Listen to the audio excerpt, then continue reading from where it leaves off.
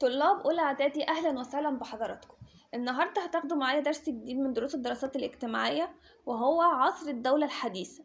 بيطلق على العصر ده عصر المجد الحربي، من اسمه كده مجد حربي، يبقى فيه انتصارات كتير وفيه أحداث كتير حصلت. عصر الدولة الحديثة ده كان عصر قوي. الأسرات اللي حكمته 3 أسرات من 18 ل 20.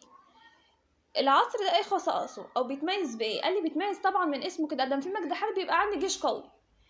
الجيش القوي ده عامل لي امبراطوريه كبيره امتدت في اسيا وافريقيا.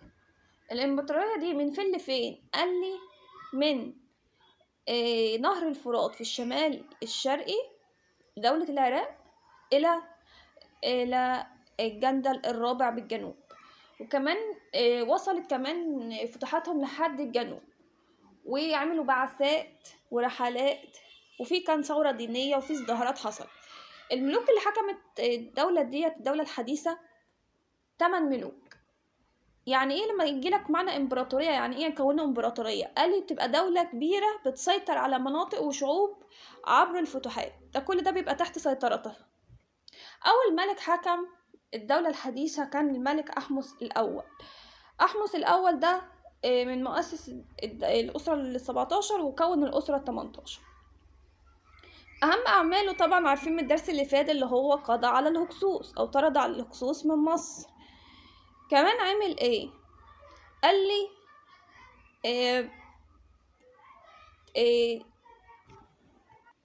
وكمان في الجنوب عندنا في مصر أمن حدودها الجنوبية، وعمل بعثات ورحلات حملة لفينيقيا للسيطرة عليها. ده كان أحمس الأول. اللي هيجي بعده تحتمس الأول، عشان نركز من كلمة الأول دي. أهم أعماله اتجه من الجنوب حتى وصل إلى مدينة نبت اللي هي المقر لحضارة كوش. طيب ديت كلها أصبحت تحت يعني المتصرف فيها مصر، هي المسيطرة على المنطقة دي كلها. في شرق آسيا اتجه لشرق آسيا، وصل إلى نهر الفرات. كمان طور معبد الكرنك طور به المعبد. يبقى كده المنطقة امتدت من نبتة حتى شمال إدفو. المنطقة دي كلها كان بيحكمها حاكم واحد بنسميه الابن الملكي الكوش. تحتمس الأول عمل حاجة مهمة قوي، غير نظام الدفن. كان عايز يندفن في مكان خفي، فأشار عليه المهندس بتاعه اسمه أنيني. المهندس ده أشار عليه اللي هو يندفن في هيدفنوا فين تحتمس ده؟ قال له هدفنه في وادي الملوك، اختار له وادي الملوك ليدفن به. هتيجي بعده الملكة حتشبسوت، ما كانش لها علاقة بالحرب. كان لها أعمال سياسية واقتصادية وثقافية وعمرانية، ده كل ما يخص حتشبسوت. هنيجي بعدها الملك تحتمس الثالث. شايفين الأول ده بقى الثالث. الملك تحتمس الثالث ده عمل حاجات مهمة قوي في الحرب والإدارة. قال لي في الحرب قام ب16 حملة عسكرية في بلاد أفريقيا، في آسيا قصدي، 16 حملة عسكرية في قارة آسيا. وبنى جيش أسطول قوي، بنى أسطولا حربيا قوي. الأسطول ده فتح بيه إيه؟ قال لي سيطر على جزر البحر المتوسط وساحل فينيقيا، ده اللي هو تحتمس الثالث. جزر البحر المتوسط وساحل فينيقيا، ساحل فينيقيا. كمان حملته 17 في أفريقيا.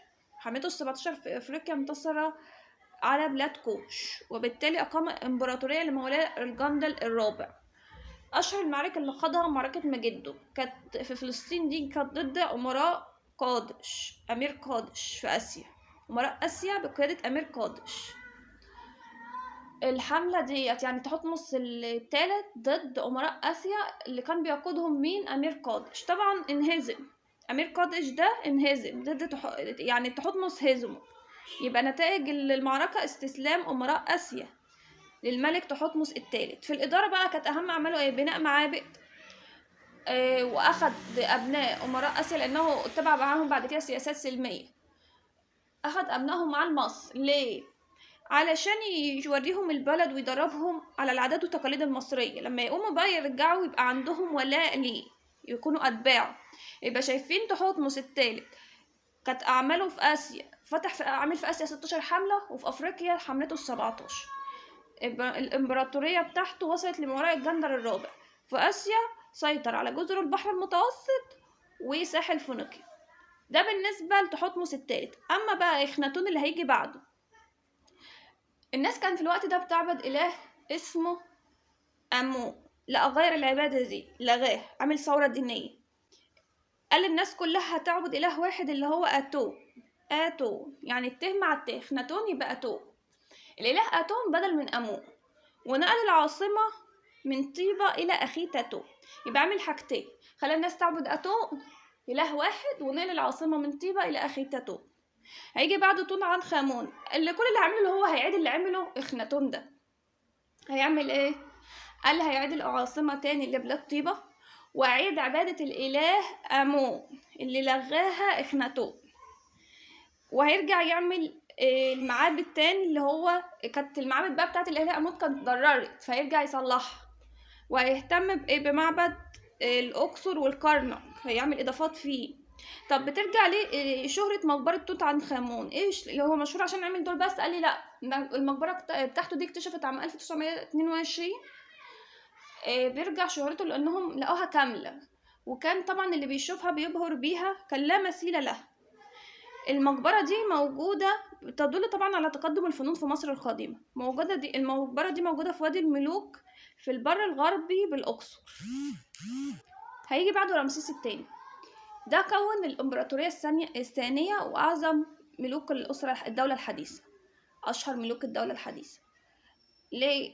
يعمل إيه؟ قال لي في مجال الحرب أعمله في مصر داخليا. عمل إيه؟ قال لي كمل معبد اللي بناه والده سيتي الأول اللي هو أبيدوس، المعبد. وكمان عمل معبد ليه ولزوجته نفرتاري في أبو سمبل، وقام المسلات. خارجيا بقى عمل إيه؟ كون الإمبراطورية الثانية اللي امتدت سيطرت على بلاد الشام وجزر بعد جزر البحر المتوسط. كانت مصر ليها السيادة على كل ده. أشهر المعارك اللي خاضها معركة قادش، كان بين رمسيس الثاني والحيثيين. يبقى نتائج المعركة دي انتصار رمسيس الثاني على الحيثيين، وبسبب ده أبرزوا أو عقدوا صلح معاه. كانت أول معاهدة سلام في التاريخ أبرمها رمسيس الثاني. طب إيه السبب اللي هم خليه يثوروا عليه الحيثيين؟ زيادة نفوذهم في بلاد الشام، وتحالفوا مع أمراء المدن السورية. هندخل على آخر ملك معانا هو رمسيس الثالث. ده آخر ملوك الأسرة العشرين، مؤسس الأسرة العشرين. هزم سكان البحر المتوسط، وأمن مصر من جهة الغرب، لأن الليبيين كانوا بيهاجمونا، بتصدر الليبيين اللي بيهاجموا مصر من الجهة الغربية. اهتم ببناء المعابد والتماثيل، وعمل بعثات إلى بونت. في نهاية العصر ده، عصر الدولة الحديثة، طبيعي زي أي عصر بيبدأ قوي وبيضعف. العصر كان فيه صراعات على صراعات، وتدخل الكهنة إله آمون في الحكم. فالأسرات خلاص، العصر خلاص بيخلص بينتهي. فهيجي بعد الأسرة 21 ل30 هم اللي هيحكموا مصر. ده بنسميه عصر متأخر، دليل على الضعف، عصر ضعيف. تعرضت مصر لأطماع خارجية عايزة تسيطر على مصر. استغل ده الإسكندر الأكبر اللي جه من يونان وسيطر على أجزاء كبيرة من مصر. هنتكلم كمان على آخر حاجة معانا، علاقة مصر بأفريقيا في العصر الدولة الحديثة. هقول خدنا هم خدوا مننا المعبودات والطقوس واللبس اللي لقيناه عندهم في حضارة كوش مشابه للحضارة المصرية. احنا بقى أرسلنا بعثة لبلاد بونت، مكتوب ده عندنا في الدير البحري.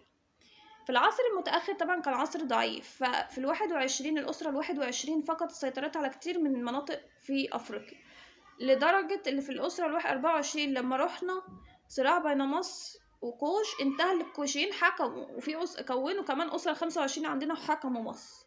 الأسرة 26 أعادت استقلال مصر ومد نفوذها في أفريقيا. ده درسنا النهاردة. شكرا.